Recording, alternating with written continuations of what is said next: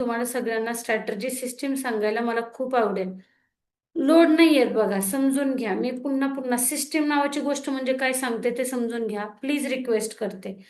Step by step जर तुम्ही गेलात ना, तुम्हाला कसल्याही गोष्टीचा ताण येणार नाहीत, पण तुम्ही त्या इच्छित जागेवरती नक्की पोहोचलेला असता. अजूनही सांगते, आपण काय करतो, मोठं काहीतरी गोल बघतो, त्याची प्रोसेस एन्जॉय करत नाही. आपल्याला इथं प्रोसेस एन्जॉय करायची.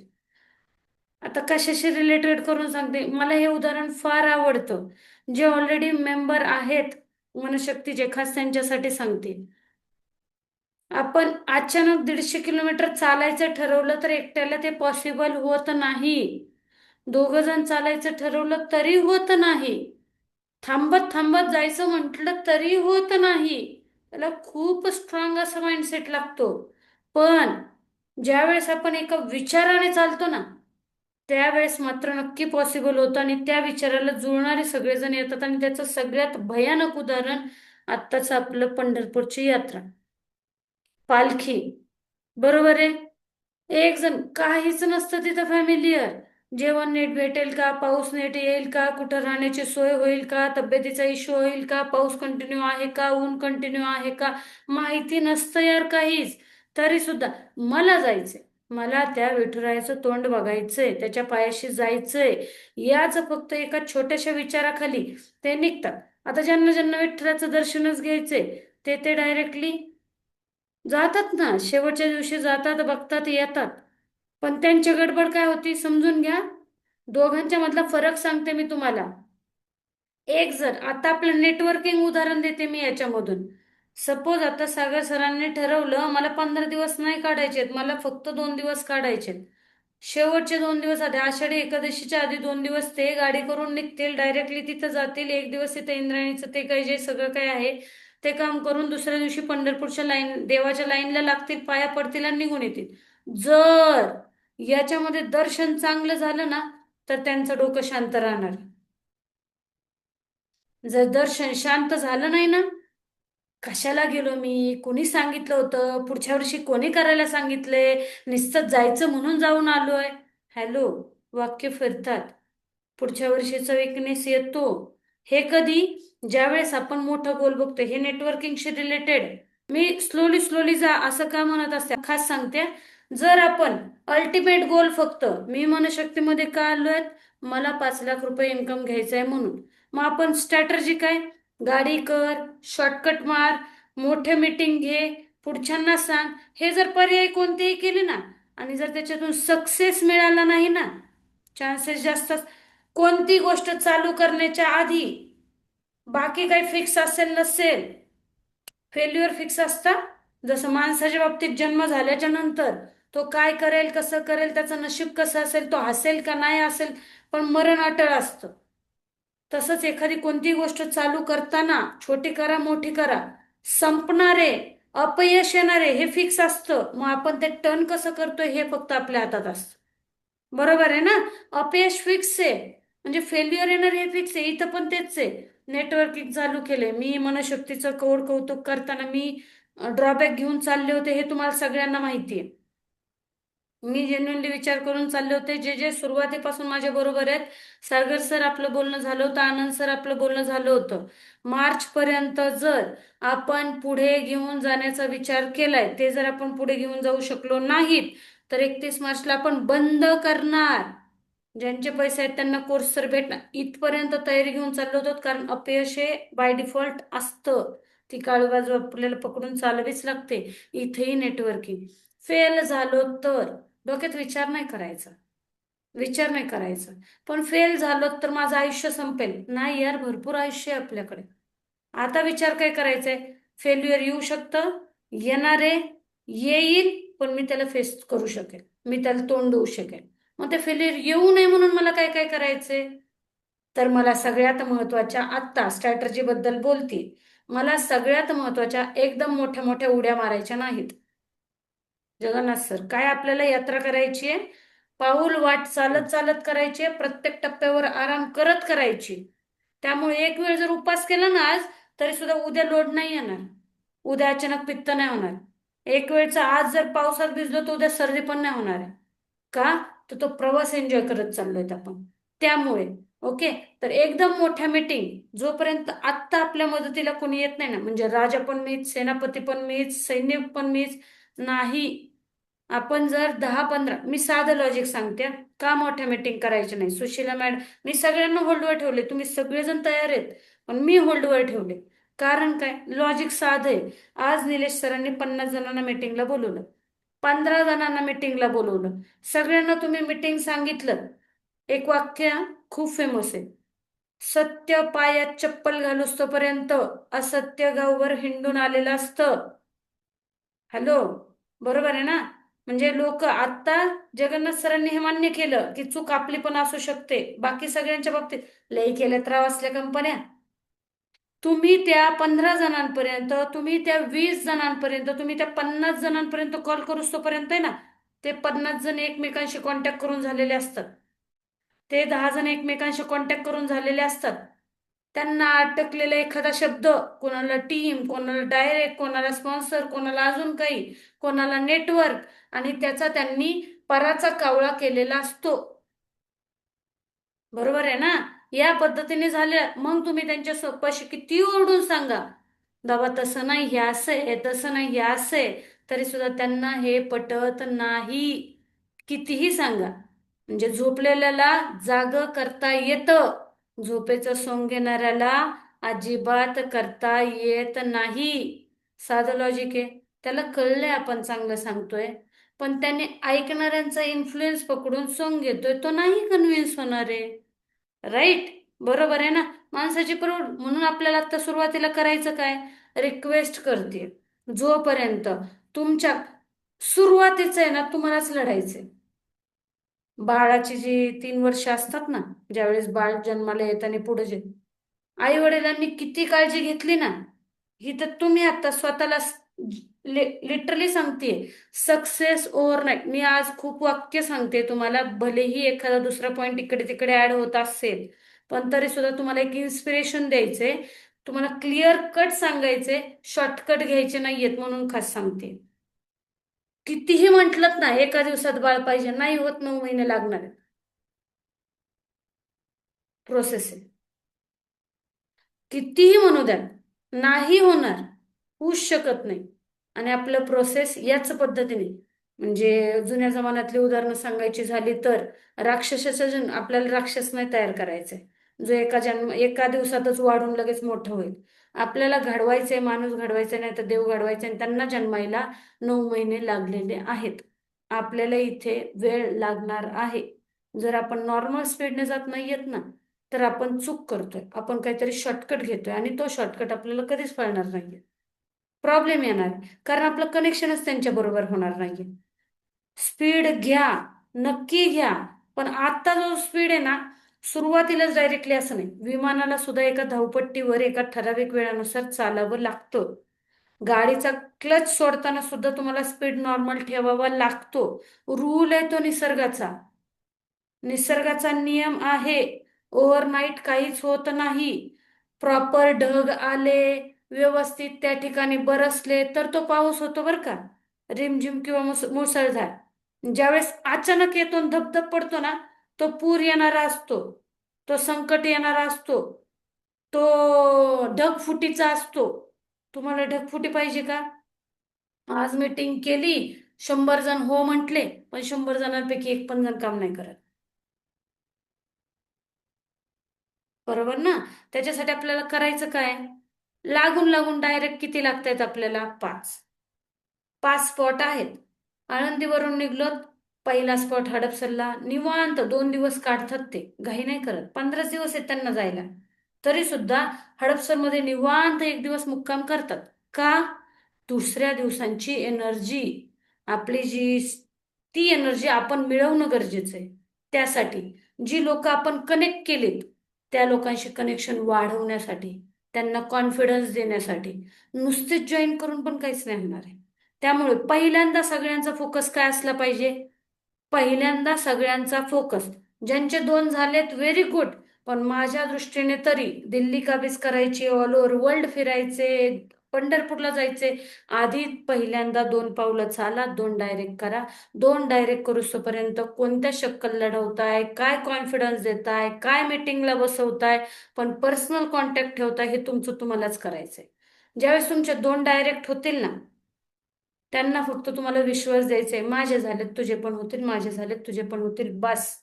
आणि इथे रूल साधा आहे.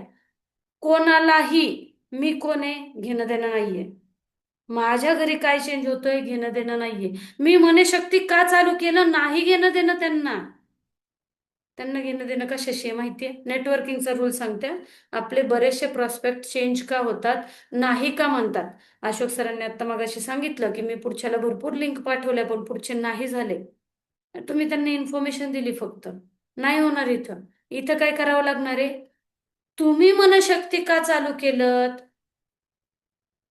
तुम्हाला याच्यामध्ये काय क्लिक झालं ते सांगा हो. पुढच्याला ते कळू द्या तुम्हाला काय दिसलंय. पुढच्यांना हे नाही जाणून घ्यायचं की कोणत्या स्वाती मॅडम त्यांनी काय चालू केले. नाही ओळखत ते मला. जसं की आता आपण म्हणतो नरेंद्र मोदी तिथे काय करतोय, आम्हाला काय घेणं देणं आहे त्याच्याशी. आम्हाला आमचा गॅस टाईमवर पाहिजे, आम्हाला आमचं पेट्रोल टाईमवर पाहिजे. That's it. आपल्याला आपल्याशी घेणं देणं आहे, बाकी कुणाशी घेणं देणं नाहीये. आणि हेच पुढच्याला श्रद्धा मॅडम, जी व्यक्ती तुमच्या विश्वासावर आली आहे ना, टीमला घेऊन जायचंय, ते बॉन्डिंग कधी होतं? माझं बोलणं तुम्हाला का आवडतं? मी तुम्हाला तुम्ही काय करा हे कधीच सांगत नाही. मी तुम्हाला मला काय करायचंय हे सांगते. तुम्ही आपोआप क्लिक होता. तुम्हाला आपोआप क्लिक होऊन जातं. मी कायम हेच सांगते. आनंद सर बरोबर आहे, सागर सर बरोबर आहे. हो, बरोबर आहे. माझी स्वप्न, मी काय ठरवलंय, मी काय करते, मी का पळतीये, आणि ते तुम्हाला माझ्या बोलण्यात आणि कृतीत सेम कुठेतरी दिसलं की तुमचा विश्वास बसतो. विश्वास बसण्यासाठी हेच गरजेचं असतं ना. Very nice. विश्वास बसण्यासाठी गरजेचं काय असतं? पुढचा माणूस बोलतोय आणि तो जे ऍक्शन करतोय ते दोन्ही मॅच होतंय का? बरोबर ना? या 2 गोष्टी जर मॅच होत असतील तर आपण त्या माणसावर विश्वास ठेवतो आणि पुढे करतो. आता हे आपल्या बाबतीत. आपल्याला करायचं काय इथून पुढे? नेटवर्किंग. आपली टीम जे विहिरीत आहे तेच पोहऱ्यात येणार.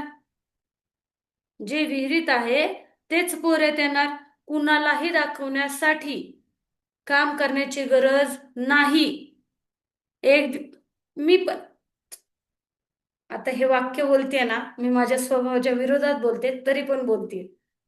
माझ्याकडूनही तुम्हाला 1 दिवसाचं कौतुकच मिळणार आहे, वेगळं नाही मिळणार आहे.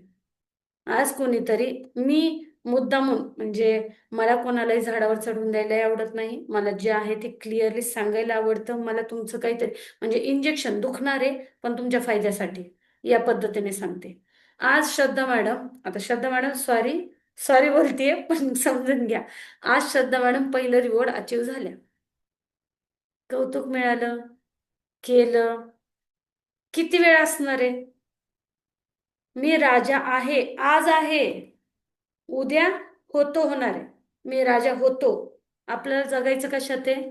मी राजा आहे, राहणार आहे. आणि त्याच्यासाठी लागणार काय? कन्सिस्टन्सी. अजून काहीच नाही लागणार आहे. काहीच नाही लागणार आहे. मी एक रिवॉर्ड अचीव केला, त्या दिवशी माझं कौतुक झालं, संपलं, दॅट्स इट. ते त्या दिवशीच होतं. तो दिवस संपलाय माझ्या आयुष्यातून. तो दिवस एन्जॉय केला होता, संपलं. बर्थडे होता, संपलं. परत नाही येणारे किती विचार केला तरी तो दिवस परत. हा कोणीतरी सागर सरांसारखे असतील जे 1 महिन्यानी सरप्राईज म्हणून गिफ्ट देतील. It's okay, fine. तो आठवण परत येईल, आनंद परत येईल, पण तोच दिवस परत नाही येणार आहे. त्यामुळे आपल्याला जगायचं काय? आज काय करू शकतो? कशासाठी? माझं गोल अचीव करण्यासाठी. आज. बस. नाही काय करू शकत तर स्वतःशी प्रामाणिक. मी आज काहीच केलेलं नाही, जसं मी पण तुम्हाला बोलते. नाही होऊ शकत आज काय. आज मी सुट्टी घेतलेली आहे, मी हे बोलते, बऱ्याच वेळा बोलते. आज नाही झालं काही, माझं माइंडसेट नव्हतं ठीक, आज माझं डोकं नव्हतं ठीक, आज माझा मूड नव्हता ठीक, मी नाही केलं काही. कोणालाच सांगायचं नाही आपल्याला. आपल्याला आपल्याशी प्रामाणिक राहायचे. आता एक छोटीशी स्टोरी म्हणजे तुम्हाला आपण कन्क्लूड करूयात सगळ्यात शेवटी. याच्यामुळे फायदा काय होतो ते सांगते.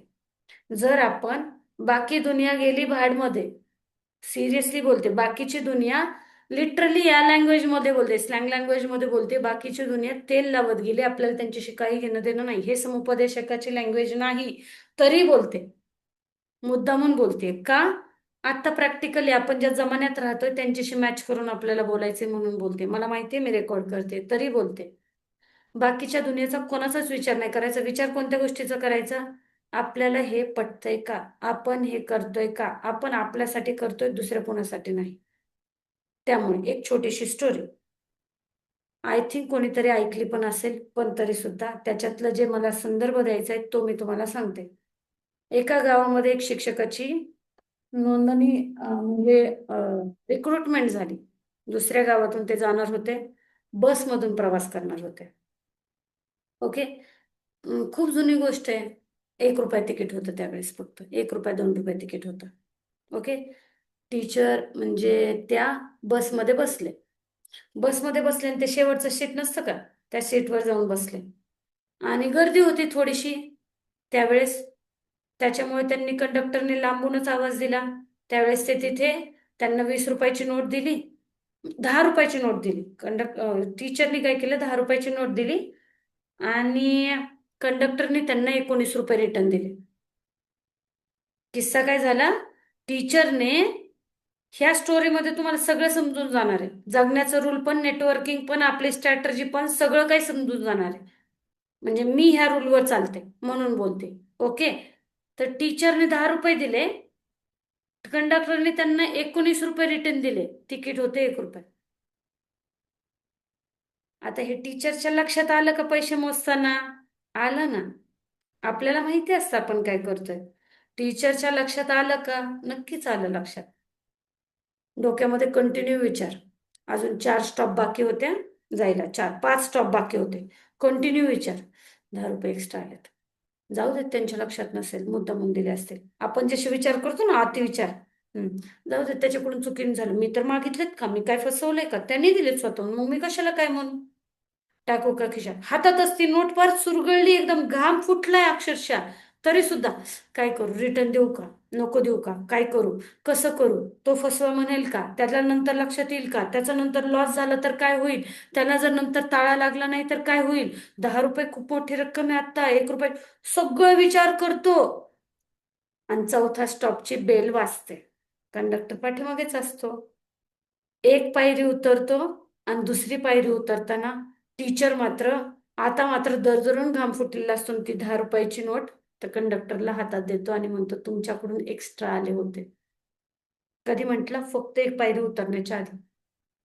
कंडक्टर 1 मिनिट बस थांबवतो आणि त्यांना काय म्हणतो माहितीये? मला माहितीये, मी तुमची परीक्षा घेण्यासाठी दिले होते. आम्हाला माहिती होतं या शाळेमध्ये नवीन टीचर येणार आहेत. म्हटलं बघूयात शिक्षक कसा आहे, आमच्या मुलांना काय शिकवणार. उद्यापासून मुलं शाळेत येतील, आम्हाला आवडलं. असंच जगायचे. काय माहिती कोण परीक्षा घेत असेल, कधी घेत असेल, कशी घेत असेल, का वाट बघायची पुढच्याने परीक्षा घेण्याची. जगताना सुद्धा, नेटवर्किंग मध्ये सुद्धा, इथं सुद्धा पुढची परीक्षा बघतायत तुमची. तुम्हाला इन्कम कधी होणार, कधी तुम्ही त्यांचं खरंच तुम्ही फॉलोअप घेताय का, त्यांना तुम्ही खऱ्या मनाने सांगितलंय का. आज जर तुम्ही एका जणाला कॉल केला, सपोज मी आता धनंजय सरांना कॉल केलाय, जर मी खरं बोलले असेल ना, की धनंजय सरांना मला काय मिळवून द्यायचंय, मी त्यांना हे सांगण्याच्या पाठीमागचं कारण काय होतं, धनंजय सरांना फायनान्शियल अचिव्हमेंट द्यायची होती का त्यांची मानसिक स्टेबिलिटी द्यायची होती, हे जर मी खरं बोललेले असेल त्यांना कॉलिंग करण्याच्या वेळेस, तर ते माझं कायम राहणार आहे. बरोबर आहे का? 3 महिन्यांच्या नंतर सुद्धा जर धनंजय सरांनी तोच प्रॉब्लेम सांगितला, तर मी त्यांना म्हणू शकणार, अरे बाबा मी 3 महिने सांगते, तुम्हाला सुरुवात करू शकता. राईट. पण जर फक्त आपण आपला स्वार्थ म्हणून आत्ता जर पुढच्यांना लिंक पाठवत असू, तू कर असं म्हणत असू, तर आपण त्यांना पर्सनल काहीच सांगत नाहीये. ते का क्लिक करतील? त्यांना काय समजणार आहे? हॅलो, बरोबर आहे का? क्लिक झालं?